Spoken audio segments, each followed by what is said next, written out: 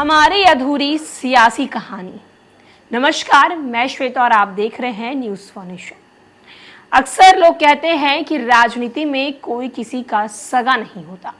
राजनीति में जब किसी को किसी का इस्तेमाल करना होता है तो उसे तख्त पे बैठा दिया जाता है और जब उसका काम खत्म हो जाता है तो उसी तख्त से उसे उठाकर नीचे बैठा दिया जाता है।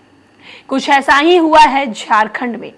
जब हेमंत सोरेन जेल में गए तो चंपई सोरेन को सीएम बना दिया गया। जब हेमंत सोरेन जेल से बाहर निकले तो चंपई सोरेन को उस कुर्सी से हटा दिया गया। ऐसा नहीं है कि झारखंड में ये पहली बार हुआ है। अगर हम बात अपने बिहार की करें तो बिहार में भी कई ऐसे चेहरे हैं जो सिर्फ और सिर्फ राजनीति के सर्कस बन के रह गए हैं।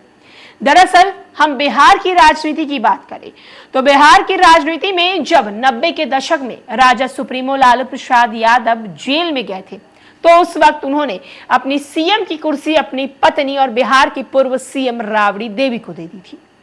राबड़ी देवी अचानक से बिहार की राजनीति में सक्रिय हो जाती हैं। राबड़ी देवी अचानक से बिहार की सीएम बन जाती हैं। ऐसा नहीं है कि राबड़ी देवी ही सिर्फ बिहार की राजनीति में सर्कस बन के रही हैं। जीतन राम मांझी भी इससे पीछे नहीं हटे हैं। दरअसल आपको याद होगा जब मुख्यमंत्री नीतीश कुमार ने अपनी कुर्सी जीतन राम मांझी को दी थी। जीतन राम मांझी बिहार के सीएम बने थे, लेकिन जब नीतीश कुमार की कुर्सी जब उन्हें दिखी कि खतरे में जा रही है तो उन्होंने अपनी रणनीति से, अपनी चालबाजी से जीतन राम मांझी की जो सीएम की कुर्सी है उसे छीनकर एक बार फिर से अपनी कुर्सी बना लेते हैं। राज्य नहीं, झारखंड राज्य नहीं बल्कि अनेक राज्य में कई चेहरे जो ऐसे हैं जो सिर्फ और सिर्फ सियासी सर्कस बन के रह गए हैं। फिर वो जीतन राम मांझी हो, राबड़ी देवी हो या फिर चंपई सोरेन हो। झारखंड के राजनीतिक सर्कस में हमेशा असंख्य परिवर्तन, संयोजक और समायोजन होते हैं। झारखंड के सीएम का बदलना आम बात नहीं है, लेकिन ये असामान्य भी नहीं है। चंपई सोरेन 2 फरवरी को झारखंड के सीएम का पद संभालते हैं। इससे पहले ही मौजूदा सीएम हेमंत सोरेन को परिवर्तन निदेशालय द्वारा मनी लॉन्ड्रिंग मामले में गिरफ्तार किया जाता है। बुधवार को खबर आई थी है कि एक बार फिर से हेमंत सोरेन सीएम बनने वाले हैं। झारखंड मुक्ति मोर्चा विधायक दल ने उन्हें अपना नेता चुन लिया है। इसके बाद तुरंत चंपई को सीएम पद से इस्तीफा दे दिया जाता है, जबकि हेमंत ने राज्यपाल से मिलकर दावा पेश किया। इस प्रकार 67 वर्षीय चंपई उन लोगों की श्रेणी में शामिल हो गए जो अपने से पहले अस्थायी मुख्यमंत्री के रूप में कार्य करते रहे, क्योंकि उनके नेता किसी न किसी कारण से उनके अधिकतर कानूनी जटिलताओं के कारण पद से हट गए थे। अनिवार्य रूप से उदाहरण क्षेत्रीय दलों से जुड़ा है, जहां पार्टी के प्रमुख अपनी विधानमंडल इकाई का भी प्रमुख होता है। हमेशा पार्टी सुप्रीमो की वापसी से कुछ नाराजगी और अस्थिरता पैदा होती है। पहली बार किसी मौजूदा मुख्यमंत्री ने अपनी जगह किसी अप्रत्याशी व्यक्ति को चुना। वो थे लालू प्रसाद यादव। चारा घोटाला मामले में 25 जुलाई 1997 को उनके खिलाफ गिरफ्तारी का वारंट जारी होने का है और इस्तीफा देने के लिए मजबूर हो जाते हैं।